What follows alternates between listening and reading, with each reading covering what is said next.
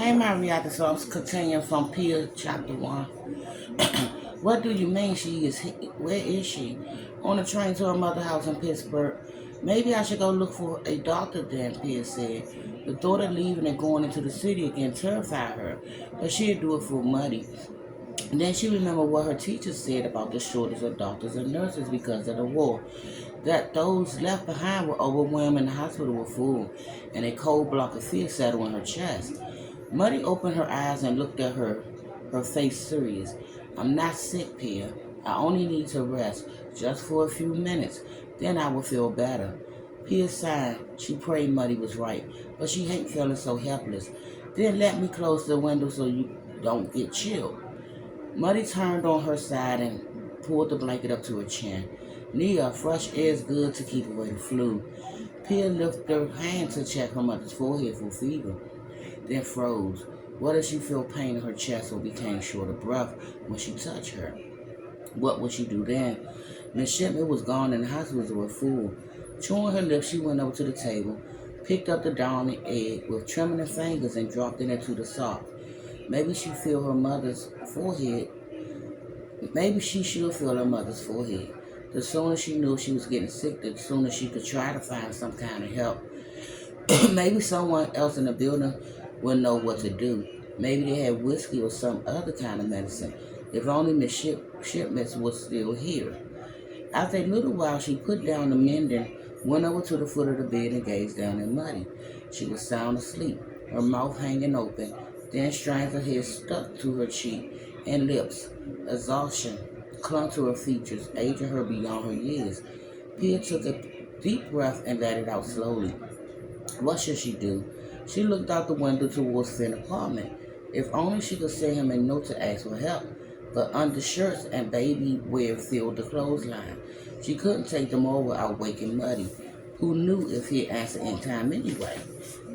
She thought about hurrying across the alley and knocking on his door. But what if the twins woke up and Muddy didn't hear them? Not to mention, she didn't want to go out in the hall, let alone outside. As if rolled by her thoughts, the twins started crying. Muddy opened her eyes and started to sit up. Stay there, Pia said. I'll get them. Nia, Muddy said. They are hungry and I had too much to do. She moved to the edge of the bed and stood, and her hands on the small of her back as she straightened and started towards the bedroom. Please take some salt potatoes from the soup for their supper. Yes, Muddy, Pia said, and closed the window. It may be too cold for them. Pia pulled the window slash all the way down, then went over to the stove. She took a slot spoon from the kitchen shelf, fished several floury potatoes out of the soup and put them in a bowl. Muddy came out the bedroom with Ollie and Max, laid them on the bed, unpinned two clean diapers from the ceiling clothesline, and started to change them. She smiled and kissed the boys' faces, laughing when they babbled and cooed. You are the best little boys in the world, she said, cooing back at them, and the most handsome, too. Are you hungry, John? Your sister's getting your dinner ready for you. Pia mashed the potatoes in a bowl and softened them with a little broth. One eye on her mother. Maybe she'd been wrong to worry. Maybe Muddy really was just tired and a short nap had helped. In any case, she was acting normal now. Fear seeped out of the Pia chest and relief loosened her shoulders.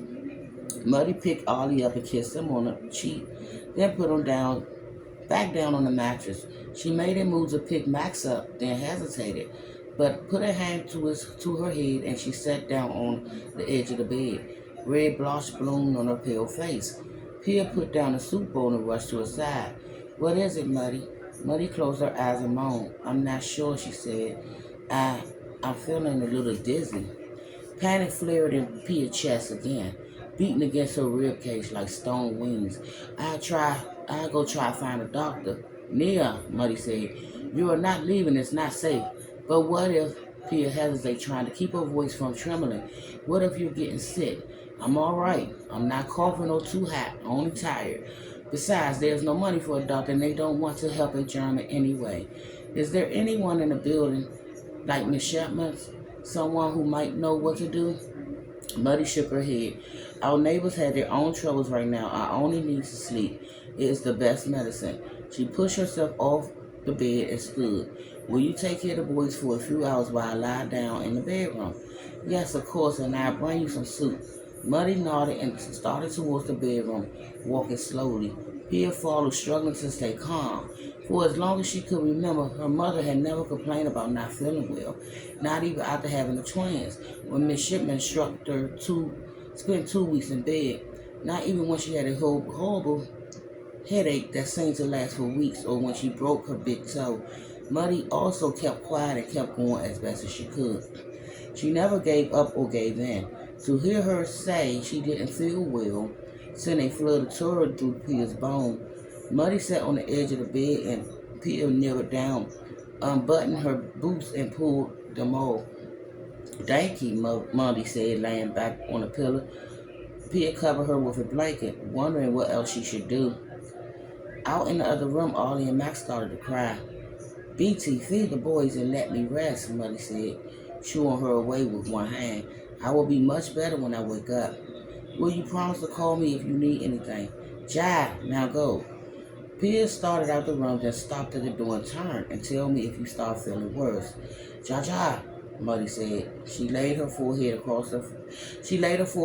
across her forehead, her pale wrist turned up, and she closed her eyes.